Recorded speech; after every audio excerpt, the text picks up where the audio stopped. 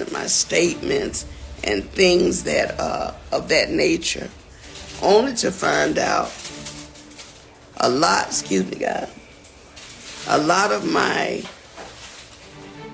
publishing, a lot of my royalties, my mechanicals, they have all pretty much been stolen. It was a spiritual attack on me. However, I was treated and God healed me. He cleared up. After 2 weeks, solid, they cleared up the blood infection. They said it was just a car crash and accident, a tragedy that could happen on any dark road in America. But the moment Grammy-nominated R&B singer Angie Stone died that night in Montgomery, Alabama, the music industry itself began to tremble. Something about this crash was different. Something about it felt planned, orchestrated, and carefully executed. Today, we know the reason why. Clive Davis, one of the most powerful men in the entertainment world, has been found guilty of a crime so sinister that it sends shockwaves through every corner of the music business. No one ever imagined that a legendary executive like Clive Davis, the man who guided icons, shaped sounds, and occupied the pinnacle of power, could be involved in something so dark. But as the case unfolded, secrets and scandals spilled out into the public domain like venom, revealing a methodical pattern of intimidation and deadly force used to silence artists who dared to question the status quo. Tonight, we unravel the spine-chilling story behind Angie Stone's final days and how her death exposed the underbelly of an industry that thrives on secrecy. In the end, the evidence didn't just point to foul play, it screamed it. And now, the music industry will never be the same again. Only to find out a lot of my publishing, a lot of my royalties, my mechanicals, they have all pretty much been stolen. Angie Stone, a voice that could lift souls and break hearts with its sheer emotive power. She'd risen from humble beginnings to earn multiple Grammy nominations. Millions adored her music, her blend of soul and R&B on a seemingly ordinary Saturday. She was traveling in a Sprinter van, accompanied by her closest friends and team members. Out of 9 passengers, she was the only one who died.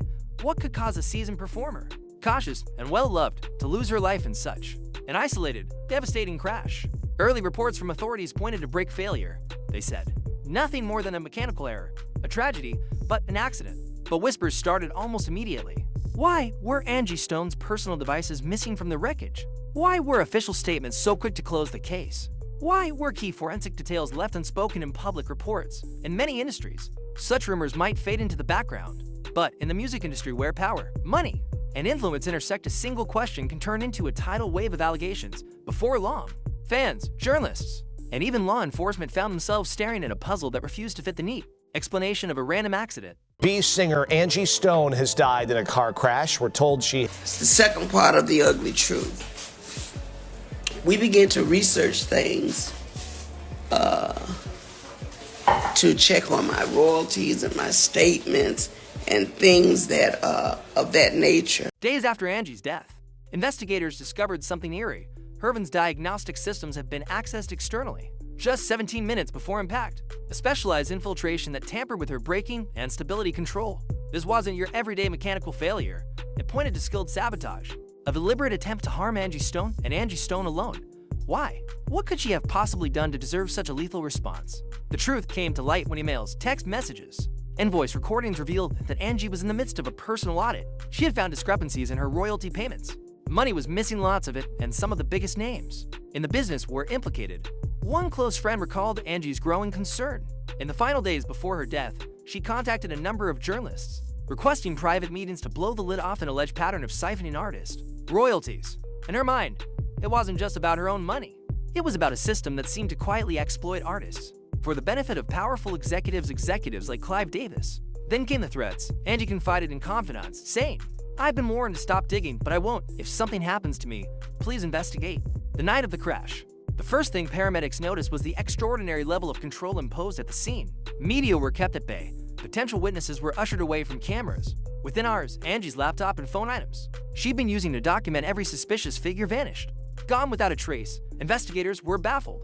Why would a simple traffic accident require such a high level of secrecy? And why was the crash location on a rural stretch of road? Known to have no surveillance cameras, it felt deliberate, almost As if someone had orchestrated the perfect scenario: minimal witnesses, minimal evidence, and no digital eyes watching. In the days that followed, Angie's home studio was mysteriously cleared out. Her private documents, her financial records, everything she'd spent months gathering were taken. Imagine losing a friend, a family member, only to find out that within 48 hours of her death, someone ransacked her property to seize the very files that might reveal the motive behind her death. Investigators realized they weren't chasing a random accident or a petty theft. They were dealing with a carefully planned operation, possibly run by individuals far more powerful than they'd ever encountered. As law enforcement dug deeper, they stumbled upon a haunting pattern. Angie Stone wasn't the first artist who died under suspicious circumstances. After questioning royalty discrepancies, whispers of this kind had long surrounded the tragedies of Whitney Houston and her daughter Bobby Christina, Luther Vandross, Barry White, all brilliant talents who, near the ends of their lives, had begun to challenge financial arrangements or royalties. Each met an untimely death, leaving behind swirling rumors that never quite reached the surface. Montage: old newspaper headlines about these artists, each overshadowed by hush-hush rumors. Could Angie Stone's death be the final straw, the moment where the puzzle pieces finally locked together? Investigators uncovered testimonies from accountants, managers, and even bodyguards who'd seen the same blueprint. Artists asked questions about finance they received threats, become isolated from the industry, they suffer catastrophic accidents, or bizarre medical issues. Every instance was brushed off publicly. The official line always read tragedy, accident, medical complication. But behind closed doors, evidence hinted at foul play. If only the cases had been tied together sooner, perhaps lives would have been saved. After months of investigation, the unthinkable happened. Clive Davis was arrested and charged with orchestrating the death of Angie Stone. The man, revered by many as an iconic record executive, the discoverer of countless talents, found himself in a defendant's seat, facing allegations of first-degree murder. Lawyers for Davis went on the defensive, claiming it was all a misunderstanding, that Angie's crash was a regrettable accident with no malicious origin. But the evidence weighed heavily. Forensic experts testified that the brake and stability systems in Angie's Sprinter were accessed remotely using specialized equipment. A digital footprint led right to individuals linked with Davis's circle of influence. The prosecution's case was a methodical dismantling of the accident narrative. They presented digital logs showing tampered vehicle software, witness testimony that Angie was threatened days before her death, evidence linking Davis to earlier suspicious artist deaths. Court observers described the proceedings as surreal-like, pulling back the curtain on an empire that thrived in the shadows.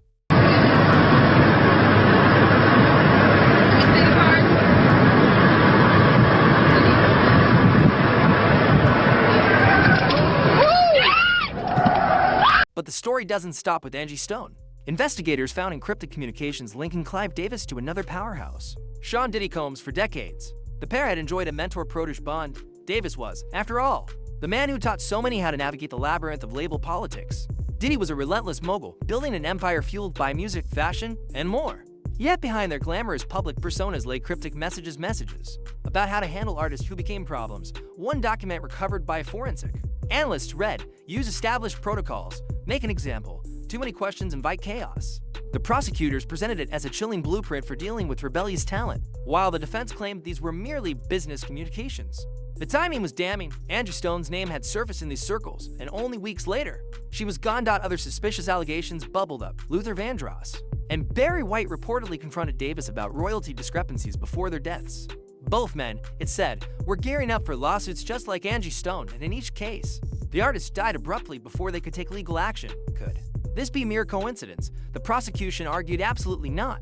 Testimonies portrayed Clive Davis as the ultimate chess master, capable of orchestrating entire careers, controlling fortunes, and, if allegations are true, capable of ensuring that threats to his power were silenced permanently. A former security consultant took the stand, describing Davis's mentorship of Diddy as an apprenticeship in the art of management by intimidation. They said Davis showed Diddy how to keep rebellious artists in line, how to orchestrate behind-the-scenes hush-ups, and how to maintain an aura of respectability for the public. It was a pattern that repeated again and again. Allegations are resurfaced. It's threatening if the artist doesn't stand down. An accident conveniently occurs. Industry insiders revealed that Davis had once advised Diddy to tone down the recklessness. When Diddy failed to do so, Davis cut off his protective shield, allowing multiple legal actions to suddenly rain down on Diddy. As if from nowhere, it was more than an indictment of a single man. It was a portrait of a network controlling the very destiny of stars. What made this case different? Why did Angie Stone's death finally crack the code of silence? Perhaps it was the brazen nature of the sabotage. Perhaps it was the undeniable digital footprints, or perhaps it was the wave of witnesses who, emboldened by the investigation, decided they'd remain silent no longer. One by one, these witnesses took the stand, Former label executives, accountants, security personnel each recounted how artists who probed deeply into royalty statements or asked the wrong questions suddenly found themselves cut off from opportunities, blacklisted, or facing personal crises. One chilling testimony came from a forensic accountant who previously handled finances for Barry White. He said Barry discovered glaring inconsistencies in his royalty statements. He was determined to confront the powers that be, especially Davis, about what he suspected was systemic theft from artists. Then, without warning, Barry fell severely ill. The rest is history. The defense tried to label these stories as conspiracy theories, but when pattern after pattern emerged, painting the same sinister picture, the jury found it impossible to dismiss.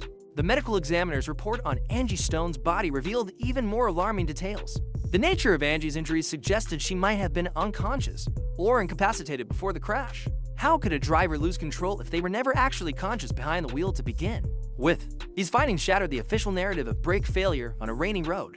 Several indicators suggest the victim may have been unconscious or incapacitated prior to impact. Fans who remembered Angie as a lively, vibrant force found these words chilling. Investigators began to suspect the crash wasn't just sabotage of the vehicle's systems. It may have involved direct harm to Angie's physical condition beforehand. It seemed unthinkable. The entire music industry had, for decades, revered Clive Davis as a visionary, but now, a forensic pathologist was openly stating that Angie Stone's death bore evidence of far more advanced planning than a mere cut break line. After an exhaustive, high-profile trial, the jury took only 7 hours to deliberate, 7 hours to sift through hundreds of exhibits, days of testimony, and reams of digital evidence. 7 hours to conclude that Clive Davis was guilty beyond a reasonable doubt. Courtroom observers described the atmosphere as electric. The moment the foreperson read the verdict, guilty on all counts, the entire room fell into stunned silence. Some gasped in relief, others wept. Many simply shook their heads in disbelief that one of music's greatest icons had been found guilty of orchestrating the murder of a beloved artist. The judge's sentencing remarks were scathing. This is not just a case about a single tragedy. It's a glimpse into a deeply entrenched system of power that has operated for far too long. With impunity, today, the justice system sends a message that even the most influential figures cannot escape accountability for crimes committed under the guise of business. And with that, Clive Davis's reign collapsed. He was led away in handcuffs while the music world watched, unsure how to reconcile the end of an era with the horrifying knowledge of how that era had been sustained. The internet exploded. Artists, producers, and fans across the globe poured their outrage and shock into social media posts. Some described Davis as the most evil man in music, lumping him with notorious figures like Harvey Weinstein and Jeffrey Epstein. Others fixated on the bizarre pattern of black artists dying under questionable circumstances. Whenever money disputes arose, comments read, "Why did it take so long? Clive's been behind the scenes for decades. Finally, there's justice." Now, what about all the other suspicious deaths? He's as bad as the worst predators in entertainment, and we let him stay in power for too many years. It was a digital reckoning. No one could deny it anymore. The industry had a dark side, and Clive Davis was at the center. But he wasn't alone. Focus shifted almost immediately to those who once stood beside him, powerful colleagues who might also be implicated in Angie Stone's death or other suspicious incidents. Almost as soon as Davis was sentenced, federal prosecutors announced expanded investigations into multiple executives, not just in the music realm, but in entertainment at large. Individuals who had worked in the shadows using the same intimidation tactics and hush money deals now found themselves in the crosshairs of justice. Former associates of Sean Diddy Combs, previously petrified of speaking out, began sharing details with authorities. Documents surfaced, hinting at deeper conspiracies, talks of life insurance policies on certain artists, profit sharing that seemed borderline criminal, and hush agreements that span entire label rosters. Suddenly, an entire ecosystem that had fortified itself behind NDA letters and fear was crumbling. Doors that had been locked for years were pried open. The music industry found itself under the microscope. Could the Davis trial be the catalyst that sets off a chain reaction of accountability for every shady deal and mysterious death? Only time would tell. Angie Stone may have lost her life, but her fight for artistic justice ignited a movement. Those who once shuddered at the idea of challenging powerful labels began to unite. They demanded transparency in how royalties are calculated, how contracts are enforced, and why certain artists always seem to be taken advantage of. In the weeks following the verdict, music organizations called for a thorough review of standard contractual practices. Some label executives scrambled to reissue statements clarifying payment structures. Others quietly retired, hoping to escape scrutiny. Angie Stone's name became synonymous with courageous whistleblowing in the halls of justice. Her legacy grew into something bigger than any single trial. She had stood up against corporate giants, risking everything, and in doing so, exposed a blueprint of greed that had been strangling the heart of music for decades. Yet, for all the revelations, many questions remain. How many more artists were destroyed before they could speak their truth? How many families were paid off to remain silent about the real circumstances behind a loved one's death? and how deep did Clive Davis's network reach, even with Davis behind bars? The system he operated within still looms large. Those who participated or benefited from these secret deals might be scrambling to cover their tracks right now, deleting emails, shredding documents, or simply vanishing from public life. Investigators say they've only just begun to scratch the surface if these allegations hold true. We're dealing with a long-standing pattern of exploitation that touches the highest levels of show business. It's clear we may be standing at the threshold of a much larger reckoning. Angie Stone's tragic death lay bare something so big, so orchestrated, that it may take years to fully unravel. The public wants closure, families want answers, and the artists past, present, and future want assurance that no one else will be silenced for daring to ask where their money goes. In the aftermath, a handful of major artists have stepped forward to pledge transparency in their own business dealings. They're calling for better education for emerging artists, so no one will sign contracts they don't understand. Independent labels are rising with promises of fairer splits and guaranteed creative autonomy. Some cynics argue the industry will revert to its old ways once the publicity fades. Others claim we're witnessing a permanent shift that the conviction of Clive Davis proves. That even the biggest fish can be caught in the net of justice when there's enough evidence, and enough brave voices willing to speak up. The truth, as always, lies in our collective hands. Will the public demand accountability from major labels? Will new artists dare to speak out without fear of sabotage? Or will the old guard quietly reconstitute itself behind a different name and keep the machine turning? For decades, Clive Davis epitomized success. He was the man behind countless chart-topping careers, lauded by peers, revered by aspiring moguls. But now, his name is synonymous with treachery, betrayal, and murder. The magnitude of the betrayal has left fans and artists stunned. How many award speeches were overshadowed by the presence of a man who, behind the scenes, might have been orchestrating sinister deals? His sentencing is more than just a prison term. It's a condemnation of a system that looked the other way because it was profitable to do so. The crash that killed Angie Stone wasn't just a random tragedy, it was, according to the court, the final move in a game that had played out in secrecy for far too long. Industry insiders whisper that more high-profile arrests could be on the horizon. A clandestine network of investors, executives, and lawyers who've profited handsomely by keeping artists silent and subservient might soon face the same fate as Davis. This is bigger than one man and one murder charge. It's about decades of oppression hidden behind glamorous awards shows and carefully curated public relations.